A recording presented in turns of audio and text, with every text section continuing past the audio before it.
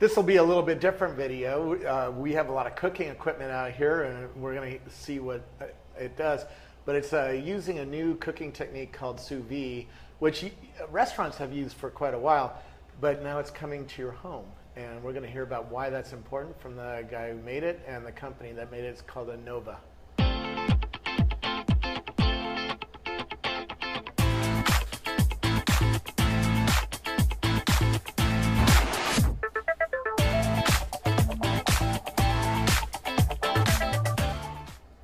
Who are you? Hi, I'm Jeff. I'm the VP of Design at Anova. And this is the, you see two Anova circulators in front of you. They're used to cook sous vide, and these are some of the equipment that I developed. Yeah. Where did you come from? What's your background? So initially, Anova was making scientific instruments, water baths, and circulators. And it happened to be that I was walking around Cambridge, one of the Cambridge universities, MIT or Harvard. I saw like some grad students cooking food in a circulator, and I was like, "What are you guys doing?" So he was like, "Well, I'm cooking sous vide," and I was like, "Really?" So they showed me the process. They did it in a lab circulator. They finished it off on a lab hot plate, and the roasts were pretty good, you know. And that's what initially got me interested in developing pieces of equipment like this. That's how it all started. Yeah. Yeah. So. Tell me about this process. What when I cook, I'm cooking on a hot plate or a flame or something like that. I don't cook in water like this. So tell me what this is. So sous vide cooking is basically precision control temperature cooking. Restaurants, large food processors, practically every single restaurant you've ever been to, large ones, chain restaurants, have used sous vide in some of their processes. So what sous vide does is it selectively cooks a certain set of proteins, or it activates certain enzymes in the food that basically makes the food more tasty, more fluffy, or more fall off the bone. Depends on what you want to do with this technique. Yeah. So when you cook over a flame or open fire, what you're doing is you're cooking all the proteins all the way through. With sous vide, you attack only one certain set of proteins, so basically all the collagen fibers hold together. So that's how you get the perfect filet mignon at a nice, high-end restaurant that's cooked perfectly all the way through. They only go after a certain set of proteins, and then they sear it to basically make the outside look nice and crusty. Yeah, and in fact, we already have a filet mignon in here. Mm-hmm. Tell me what we're going to do today. So we've already prepped some of the food inside these units. The systems are cooking, and afterwards we'll just show you how easy it's done. Honestly, all I did was I put a piece of filet in a bag, put some salt on it, and dropped it in there. And you have another one here? Oh, right? Yes, I have another one here. That's really all it is. You just put it in a Ziploc bag with some salt, and then just drop it in the bath, and then let it sit for an hour, 2 hours, and you're done. And so tell me about the device that you've made. How much is this, first of all? This home device is $200. One of our newer Bluetooth connected units is $179 retail. Yep. This was the first device that we put out. It's about a year old right now, and it's a great device. But this second unit, we made a lot of improvements based on the feedback from our customers and from a lot of people who are using the units. So. This is heating up the water and circulating it around a bag. Yes. It's a really simple technique. Mm-hmm. Why haven't people done this before? If you look at the basic components, yes, they're simple. But there's only a few companies on the planet that can actually do precision temperature control. There's a handful of them, probably less than 10, that can do precision temperature control in a circular fashion. So not everybody understands the software that goes underneath, and not everybody understands the signal processing technology that goes into building one of these systems. You can use simpler techniques like a PID controller to do something like this, but it's not as precise. And for certain foods, especially like eggs, I mean, you have to nail the temperatures exactly in order to get like the Jello-y eggs that a lot of people are accustomed to. Very cool. And what does Bluetooth connected mean to this process? Does it automatically turn it off if I leave it on the stove too long? Or tell me how I would use this, like for Thanksgiving dinner, because I'm going to buy one of the units and use it. Basically, we'll have time and temp reference charts inside the inside your connected phone device. So it's basically just look whatever you need to look up, and it'll pop the basic recipe right to the system. So if I need to cook some asparagus, for instance, for Thanksgiving dinner, I just cut the asparagus up, maybe put some butter in there, and put it in a bag and put it in here. Usually people butter afterwards, but you know, yeah. But yeah, essentially that's what you do, and then you just look up asparagus on the phone. It'll send the directions to the system. Once it gets up to temperature, it'll tell you to put it in. You drop it in, and you take it out, and it's perfect every time. Very cool. Yeah. Now, you said you raised money on Kickstarter for this. Yeah. How much money did you raise on Kickstarter? 1.8-ish. 1.8 million? Yeah. So that was a pretty successful Kickstarter campaign. It was, I think, one of the most funded food category product ever, I think.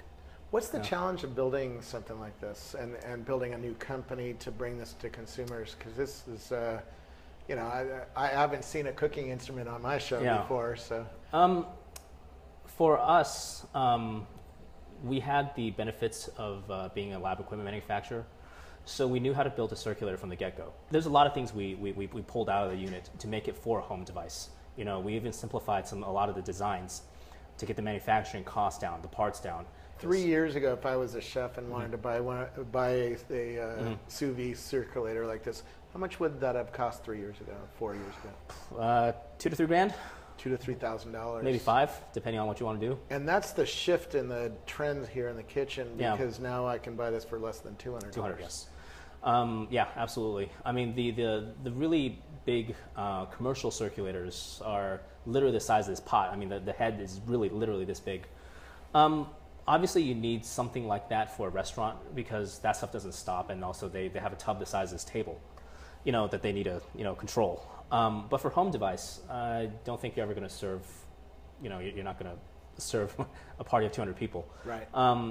So there was a lot of unnecessary components and that we put out there. You know, you don't have to run it on 220 volt power or 400 whatever volt power. How long does it take a chef or like my wife to learn to use this? This device doesn't require that much skill. I mean, if you can use a calculator and punch in a few numbers, you could literally punch in a few numbers on this, drop your fillet in, and you're done. Yeah. That's really it. Because it's controlled, very well controlled. You never overcook. It's actually it's extremely hard to even, you know, to burn something. Yeah. So, you know, once we finish this off and you see the results, I mean, it's very difficult to mess something like this up.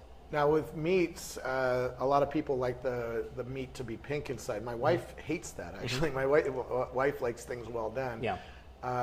Can I set it up to do like the steak medium rare where there's still some pink inside, or does it cook completely through? Tell me how I would cook meat for different tastes. Right? Different tastes. Well, so if you want to do like two different sets of meats, right? So I would first, you know, just drop all your meat into the bath, and then, you know, cook that at, you know, the medium rare temperature, which is usually around 58 degrees Celsius. Then I would take it up. I would take your cut out, and then I would take it up to 65 plus to get it to be more of a well done. But what you get is you get a perfect well done or a perfect medium rare all the way through. So it's edge to edge, and it's not like where you have to basically burn off a section in order to get certain results. Yeah. So, you know, you've seen steaks that are done well done, and basically it's almost hard. Yep. Yeah, it's not almost hard. It is hard at that point. So, and essentially the outside is charred. It's dry. Well done with a sous vide technique still ensures that the water loss there basically is no water loss. So you still have a very well cooked protein all the way through. Yeah. It changes what you really can do. You can do barbecue in here and weirder foods than just fish or a steak. Actually, sous vide has been banned in barbecue contests because people are getting hammered with this technique. So you can actually control mouthfeel, you can control how it tears, you can control different infusions of flavors. People thought it was cheating, so it's been banned. Maybe you could go to some churches to allow it, but if you go to like Houston Livestock Show and Rodeo, the pitmasters won't allow this type of device in there anymore. Interesting. Yeah. Interesting. What kinds of food?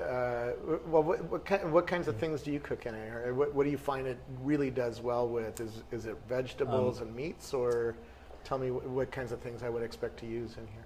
Initially, what I used this type of device for was for steaks, because that is some of the hardest things to do on a pan. So, traditionally, if you wanted to do like a Fleming style steak, right, you have to sear it for exactly 1.5 minutes on each side. What's the accuracy of the temperature control on here?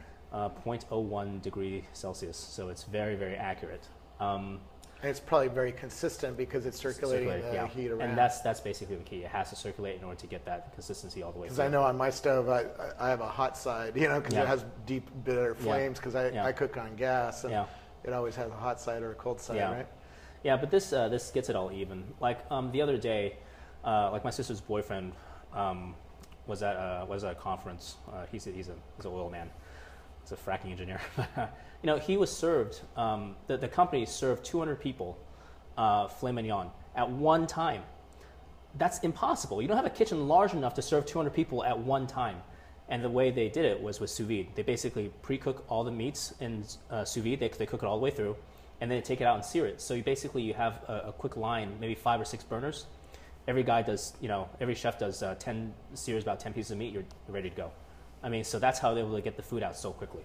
Interesting. So it's a technique that's used by a lot of chefs to do a lot of things. I noticed we have some garlic and your helpers here are putting salts and other things. Do you put seasoning in the bag before you put the meat in here? Usually, anybody taking chemistry, you need some sort of ionic solution, which is salt. That's the only thing that moves through. I know some other chefs they try to infuse oils. I quite frankly can't taste it, but some people can. They appreciate those complex flavors. I kind of just like it with basically salt and pepper on my steaks, just plain. Very cool. We have some wine here. Can you put wine in the bag and cook it? Cook it in wine or anything like that? You can. You could get a nice alcohol infused flavor as well. You don't put that much because everything's locked inside. So unlike other traditional techniques, basically you have to put a lot of wine. Most of the alcohol evaporates off immediately because that's how it is, and then you're left with a little bit of flavor. Here with sous vide techniques, you don't need that much flavoring actually inside the bag. I mean, it even saves on the amount of salts and the spices you have to use, because if you use traditionally what you use, you almost hammer the taste, and there's so much to the point where like it's almost not edible anymore. Because that's one of my first mistakes. I put a lot of sage with chicken, just the usual 2 sprigs, and it was so intense that it was like just almost eating sage, straight up. So be careful with the spices. You don't want that much in there because everything gets sealed in. So you're moving stuff into the meats to a point where you traditionally, like, most of it got burned off. Here, everything stays in. Very cool. Well, let's stop the video and we're going to make some food and then come back and see what comes out of this thing. All right. So we just got done with eating lunch that was cooked on it. It was fantastic. So I don't know where to start, because it proves that this cooking method really is awesome and quick. And easy. Yeah. All I have to do is put some salt in there, put it in a bag, and that's it. Yeah, you do need to sear it a little bit at the end, which makes it look good. Because if it looks like it does coming out of the bag, it looks plain, right? Yeah. So you want a little bit of that seared look nice to crust to it. Yeah. But thanks so much for lunch. It was awesome. Yeah, you're welcome. I don't know that I learned anything by actually cooking the food other than it's awesome. And it's a great way to do steak and vegetables and fish and chicken. And the really hard stuff at restaurants that you go for, it can be done really easily at your house. My friend outside has one, and he says eggs in it are a lot of fun. Yeah, they come out like a Jell-O instead of an egg. So you have like Jell-O-ish eggs. I got to try it. Yeah. Anyways, I'm buying one, and congrats. Yes. Where do we get our own? You can get one at novaculinary.com. novaculinary.com, and we'll put the link on YouTube and wherever else this video appears. Well, thanks for coming in and cooking me lunch. That's one of the better pitches an entrepreneur has done for me lately. All right. Bye-bye.